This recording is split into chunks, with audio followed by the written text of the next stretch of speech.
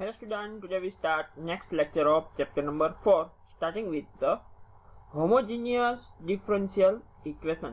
આપણે આગળના લેક્ચરની અંદર વેરીએબલ સેપરેબલ મેથડની મદદથી first order first degree differential ઇક્વેશનનું સોલ્યુશન મેળવ્યું હતું. હવે શું છે તો કે next to homogeneous differential equation. તો હોમોજીનિયસ ડિફરન્શિયલ ઇક્વેશનને સમજતા પહેલા કે હોમોજીનિયસ ફંક્શન કેને કહેવાય એ આપણે જોઈએ. તો કે if function fxy is equal to x raised to n into 5y by x or fxy is equal to y raised to n into 5x by y. આવું તમને કોઈ એક ફંક્શન આપેલું હોય અને ફંક્શનને તમે આ રીતે લખી શકતા હોય, કોઈ ફંક્શન તમને આપ્યું હોય કે fxy is equal to અને તમે એને આ રીતે કન્વર્ટ કરી શકતા હોય કે x raised to n 5y by x or fxy is equal to y raised to n 5x by y. આવી રીતે તમે લખી શકતા હોય તો એવા ફંક્શનને કેવું કહેવાય કે then f is called the nth degree homogeneous function. કેવું કહેવાય f ને તો કે is called the nth degree homogeneous function of variable x and y. nth degree કેમ તો કે x raised to n અને જેટલો પાવર હશે એટલા ડિગ્રી તમારો હોમોજીનિયસ ફંક્શન એ થતું હશે. જો આ રીતે તમે લખી શકતા હોય, આ રીતે અથવા તો આ રીતે, રેડી. અને જે n તમને આપ્યું શું આપ્યો તો કે power of the homogeneous function. અને હોમોજીનિયસ ફંક્શનના વેરીએબલ કેવા હશે તો કે x and y. Ready? Then f is called the nth degree homogeneous function of variable x and y. જોઈએ આપણે એક્ઝામ્પલ તરીકે લઈએ કે fxy is equal to y square plus 2xy. આવું કોઈ તમને ફંક્શન આપેલું છે. આ ફંક્શન હોમોજીનિયસ છે કે નહીં આપણે જોવું હોય તો કે હું આમાંથી આખામાંથી x સ્ક્વેર કોમન કાઢું તો અહીં બાર is equal to x square. અહીંયા x સ્ક્વેર છે ને મીન્સ કે શું x સ્ક્વેર વડે મલ્ટીપ્લાય કર્યો હોય, ડિવાઇડ પણ કર્યો હોય, મીન્સ કે શું વધતું હશે y square by x square વધતું હશે. પ્લસ અહીંયા એક x છે અને એક આપણે x સ્ક્વેર કાઢ્યું મીન્સ કે એક x વડે મલ્ટીપ્લાય કરીને x વડે ડિવાઇડ કર્યું મીન્સ કે વધતું શું હોય 2 into y by x is equal to x square. જો આ ફંક્શન આખું કેવું હોય તો કે y by x નું ફંક્શન છે. રેડી? મીન્સ કે આ રીતનું ફંક્શન બને કે fxy is equal to x raised to n. n કોઈ એક પાવર છે, અહીંયા કેટલો 2 છે મીન્સ કે x raised to 2 5y by x means કે આવું ફંક્શન બને કે fxy is equal to x square into 5y by x means કે આ ફંક્શન કેવું હોય તો કે it is a homogeneous function. અને કેટલા ડિગ્રી વાળું તો કે અહીંયા કેટલો પાવર 2 મીન્સ કે 2 ડિગ્રી હોમોજીનિયસ ફંક્શન છે. રેડી? નેક્સ્ટ એક્ઝામ્પલ જોઈએ કે fxy is equal to cos y by x તમને આવું આપેલું છે. આ તો ઓલરેડી તમારું હોમોજીનિયસ ફંક્શન છે જ, કેમ કે y by x ના ફોર્મની અંદર તમને આપેલું આખું ફોર્મ. રેડી? તો અહીંયા કાંઈ ન હોય તો અહીંયા કેવું હોય તો કે x raised to 0 તો હોય ને, મીન્સ કે is equal to x raised to 0 cos y by x. હવે x raised to 0 મીન્સ કે આ હોમોજીનિયસ ફંક્શન છે કેટલી ડિગ્રી વાળું 0 ડિગ્રી વાળું. રેડી? કેમ કે x raised to 0 કોઈ પણ ની 0 ઘાત લેવાની આવતી મીન્સ કે cos y by x જ લેવાનું હોય. રેડી? મીન્સ કે આ ફંક્શન પણ હોમોજીનિયસ ફંક્શન છે અને ડિગ્રી કેવી એની 0 છે.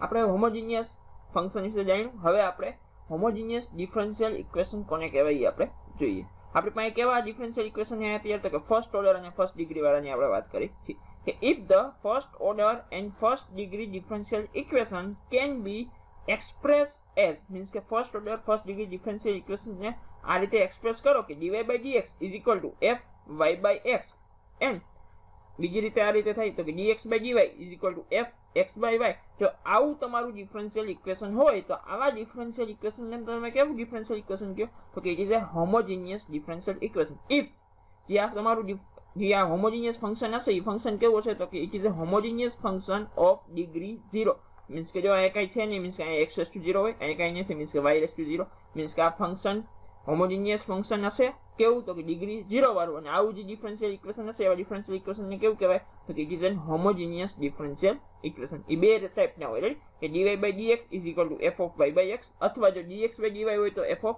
x by y. આ રીતે તમારા two types of homogeneous differential equation થાય. અથવા તમને dy by dx મીન્સ કે અથવા તમને dy by dx is equal to આવું આપ્યું કે pxy upon qxy મીન્સ કે બે ફંક્શન આપ્યા છે. રેડી? તો આ પણ ફંક્શન કેવું તો કે it is a homogeneous differential equation થતું હશે પણ ક્યારે કે where pxy and qxy are the same degree homogeneous function હોય. ત્યાં કીધું છે જો where pxy and qxy are same degree homogeneous function of variable x and y. Ready? તો પણ આ કેવું થતું હશે તો કે homogeneous differential equation થતું હશે. રેડી? આટલું ખબર પડી ગઈ. then the differential equation is called the homogeneous differential equation. ક્યારે કીધું એ ખબર પડી ગઈ. અને આ અથવા આ રીતે આપ્યું હોય તો શું કહી દીધું એ પણ ખબર પડી ગઈ કે where pxy and qxy are same degree of homogeneous function of variable x and y. Ready? તો આવા જે ડિફરન્શિયલ ઇક્વેશન આપ્યા એને કેવા કહેવાય તો કે હોમોજીનિયસ ડિફરન્શિયલ ઇક્વેશન કહેવાય. Next two working rules. આપણે હોમોજીનિયસ ડિફરન્શિયલ ઇક્વેશન ને સોલ્વ કરવા માટેના વર્કિંગ રૂલ્સ જોઈએ. ફર્સ્ટ તો કે તમને જે ડિફરન્શિયલ ઇક્વેશન આપ્યું હોમોજીનિયસ ડિફરન્શિયલ ઇક્વેશન હોય તો તમારે શું કરવું પડશે કે પુટ કે y is equal to vx, y is equal to vx મૂકો મીન્સ કે y by x is equal to v થાય, or x is equal to vy means કે v ઇઝ ઇક્વલ ટુ શું થશે તો કે x બાય y મીન્સ કે તમારે જો ફંક્શન જે તમને ડિફરન્શિયલ ઇક્વેશન આપ્યું એ ડિફરન્શિયલ ઇક્વેશન એ તમારું હોમોજીનિયસ ડિફરન્શિયલ ઇક્વેશન હોય તો ફર્સ્ટ તમારે શું કરવાનું તો કે y બરાબર vx ઓર x બરાબર vy પુટ કરવાનું. એ થઈ જાય પછી શું કરવાનું તો કે transform the given equation in term of v and x means કે જે આપણું ડિફરન્શિયલ ઇક્વેશન આપ્યું એને આખા v અને x ના ફોર્મની અંદર ટ્રાન્સફર કરી દેવાનું અથવા તો v and y ના ફોર્મમાં જે અહીંયા તમે લઈશો એના ઉપર આધાર રાખશે કયા ફોર્મમાં ટ્રાન્સફર થાય. રેડી. નેક્સ્ટ આ વસ્તુ થઈ જાય પછી થર્ડ શું કરવાનું apply the method of variable separable. હવે વેરિયેબલ સેપરેબલ મેથડ કઈ રીતે એપ્લાય કરવાની એ તો આપણને ખબર જ છે, આગળના લેક્ચરમાં આપણે એક્ઝામ્પલ જોયેલા જ છે. Number 4 in the end means કે લાસ્ટમાં આફ્ટર ધ ઇન્ટિગ્રેશન મીન્સ કે આપણે વેરિયેબલ સેપરેબલ કરી એટલે પછી શું કર્યું તો કે બોથ સાઇડ ઇન્ટિગ્રેશન કરવાની. Ready. in the end after the integration means કે ઇન્ટિગ્રેશન થઈ જાય પછી શું કરવાનું તો કે રિપ્લેસ v ની જગ્યાએ y by x અથવા v ની જગ્યાએ x by y મીન્સ કે શરૂઆતમાં તમે g પુટ કર્યું હોય છે કે y is equal to vx હોય તો મીન્સ કે y by x is equal to v આવશે અને x is equal to vy લીધું હોય તો x by y is equal to v તમારે અહીંયા પુટ કરવાનું. રેડી. મીન્સ કે v ની જગ્યાએ શું આવી જાય y by x or x by y. ક્યારે તો કે વેરિયેબલ સેપરેબલ મેથડ થઈ જાય ઇન્ટિગ્રેશન લગાડી દો તે પછી આપણે એપ્લાય કરવાનું રહેશે. રેડી. આ હતા working rules four homogeneous differential equation. Next to example number 1 x square dy plus y into bracket માં x plus y dx is equal to 0. આવું તમને ડિફરન્શિયલ ઇક્વેશન આપેલું છે. હવે આ હોમોજીનિયસ ડિફરન્શિયલ ઇક્વેશન છે કે નહીં આપણે જોઈએ અને ત્યારબાદ એનું આપણે સોલ્યુશન ફાઇન્ડ કરીએ. જોઈએ સોલ્યુશન તો કે મારે હોમોજીનિયસ ડિફરન્શિયલ ઇક્વેશન હોય બનાવવું હોય મીન્સ કે કાં dy by dx ની ફોર્મની અંદર હોવું જોઈએ અથવા તો dx by dy ના ફોર્મની અંદર હોવું જોઈએ. હું આને dy by dx ના ફોર્મની અંદર બનાવું મીન્સ કે અહીંયા x સ્ક્વેર નો છે અને અહીંયા શું આવી જાય નીચે dx આવી જવું જોઈએ, અહીંયા dx નો અહીંયા શું આવી જાય x સ્ક્વેર. કઈ રીતે બને એ તો આપણને ખબર પડી જાય મીન્સ કે આને પેલા આ બાજુ જવા દો તમે પછી તો કે dx ને આ બાજુ આવવા દો અને x સ્ક્વેર ના બાજુ જવા દો છેદમાં. રેડી. મીન્સ કે એ ફોર્મ બનતું મીન્સ કે સાદું આપો તમને આવું કંઈક મળતું હોય કે dy by dx plus y બ્રેકેટમાં x plus y upon x square is equal to 0 આવું તમને મળે. આનું જે સાદુરૂપ આપો તમે કે dx ને અહીંયા લઈ આવો ને x square ને અહીંયા જાવ દી મીન્સ કે આવું તમને મળે. રેડી. મીન્સ કે આ હવે ડિફરન્શિયલ ઇક્વેશન છે. હવે આ હોમોજીનિયસ છે કે નહીં એ આપણે ચેક કરવાનું છે. તો હોમોજીનિયસ હોવું જોઈએ મીન્સ કે આ ફંક્શન જે કેવું હોવું જોઈએ તો કે હોમોજીનિયસ ફંક્શન થતું હોવું જોઈએ. હવે જો અહીંયા નીચે x સ્ક્વેર છે અહીંયા હવે હું અહીંયા y મલ્ટીપ્લાયમાં કહી દઉં કે y x plus y square. હવે એમ આમાંથી હું x સ્ક્વેર કોમન કાઢું. હવે x સ્ક્વેર કોમન કાઢ્યું તો બ્રેકેટમાં અહીંયા વધે શું તો કે એક x હતો મારે કોમન શું કાઢ્યું x સ્ક્વેર મીન્સ કે શું આવશે y by x પ્લસ અહીંયા x નથી કાંઈ પણ મીન્સ કે અહીંયા શું વધતું હશે તો y square upon x square. Ready. હવે x સ્ક્વેર કોમન કાઢ્યો નીચે x સ્ક્વેર મીન્સ કે x સ્ક્વેર કેન્સલ થઈ જાય તો આખું ફંક્શન કેવું વધે તો તમારા y by x ના ફોર્મનું ફંક્શન વધે મીન્સ કે આ ડિફરન્શિયલ ઇક્વેશન જે કેવું થાય તો કે it is A homogeneous differential equation થાય. રેડી. મીન્સ કે equation is an homogeneous. Next શું કરશું રૂલ્સ પ્રમાણે તો તમે અહીંયા y by x ના ફોર્મનું મારે બનાવવાનું છે મીન્સ કે y by x is equal to v આપણે પુટ કરાય મીન્સ કે y is equal to vx level. તો કે putting y is equal to vx means કે y by x is equal to v આવું થાય. નેક્સ્ટ શું કરશું તો કે y is equal to vx આપ્યું એનું x પ્રત્યે ડેરિવેટિવ કરું મીન્સ કે આની તો કે dy by dx is equal to x નું 1 થઈ જાય v as it is. Means કે v as it is x નું 1 plus x as it is v નું શું થશે x પ્રત્યે ડેરિવેટિવ તો કે dv by dx. નેક્સ્ટ હવે જો આ dy by dx is equal શું આવી ગયું તો કે v plus x dv by dx means કે અહીંયા હું પુટ કરી શકું જે આ રહ્યું આપણું ડિફરન્શિયલ ઇક્વેશન કે dy by dx plus y into બ્રેકેટમાં x plus y upon x square is equal to 0 છે તો હું dy by dx ની જગ્યાએ શું પુટ કરી શકું તો કે આ પુટ કરી શકું v plus x into dv by dx. Ready. જોઈએ એ પુટ કરી તો કે એમાં પુટ કરું dy by dx ની જગ્યાએ તો કે v plus x dv by dx plus y ની અંદર હું બ્રેકેટમાં દઈ દઉં તો કે yx plus y square upon x square is equal to આવું 0 છે. રેડી.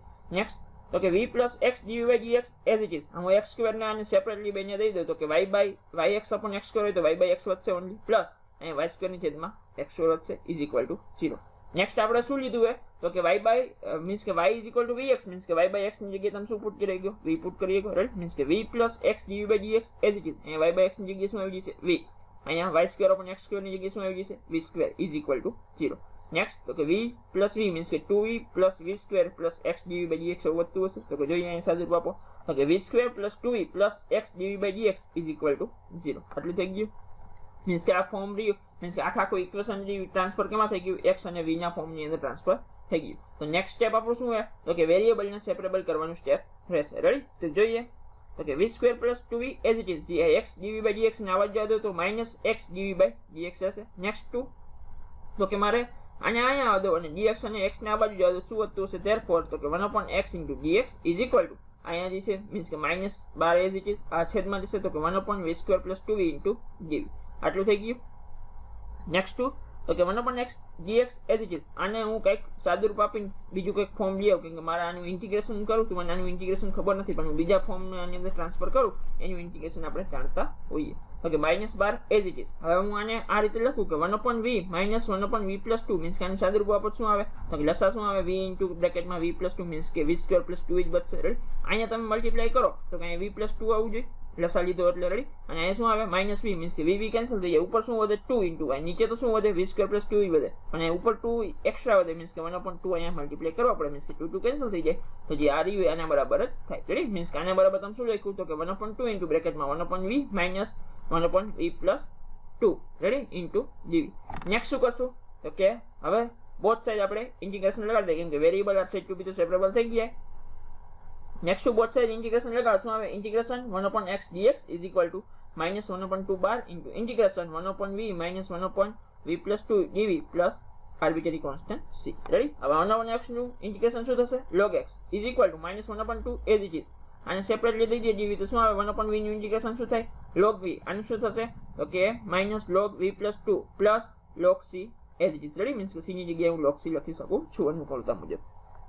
નેક્સ્ટ શું કરશું તો કે log x as it is minus 1 upon 2 as it is log v minus log v plus 2 નું શું થાય તો કે અહીંયા બાદબાકી છે મીન્સ કે સબટ્રેક્ટ આપ્યું હોય તમને log નું. રેડી, મીન્સ કે શું થાય તો કે log v upon v plus 2 થશે plus log c as it is. હું આખે આ બાજુ જવા દઉં મીન્સ કે minus 1 upon 2 into log v into v plus 2 ને આ બાજુ જવા દઉં શું આવશે તો કે log x plus 1 upon 2 log v upon v plus 2 આટલું રહેશે is equal to log c.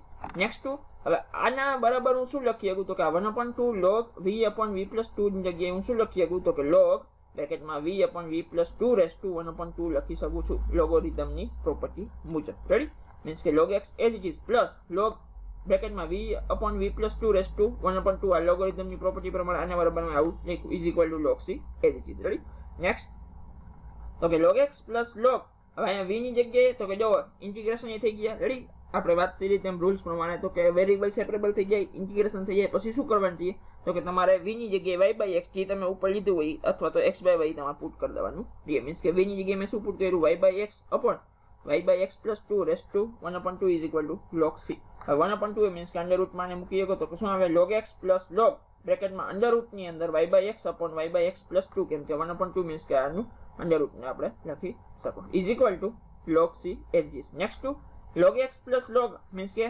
Addition તમને આપ્યું log નું મીન્સ કે એની જગ્યાએ તમે શું લખી શકો તો કે log x into under root of y by x upon y by x plus 2 is equal to log c. Next to both side anti log આપણે લઈએ તો શું વધશે તો કે x into under root of y upon y plus 2x is equal to c, કેમ કે આનું સાદું રૂપમાં આપો અંદરમાં. રેડી, કે y by x અહીંયા y by x મીન્સ કે અહીંયા x ને મલ્ટીપ્લાય કરો તો y plus 2x upon x છેદનો છેદ અંશમાં જાય તો x કેન્સલ થઈ જાય મીન્સ કે y ના છેદમાં y plus 2x આવું વધતું હશે. રેડી, મીન્સ કે x into under root of y upon y plus 2x is equal to c. આપણું શું થયું તો કે આ આપણું સોલ્યુશન થયું જે ડિફરન્શિયલ ઇક્વેશન આપેલું હતું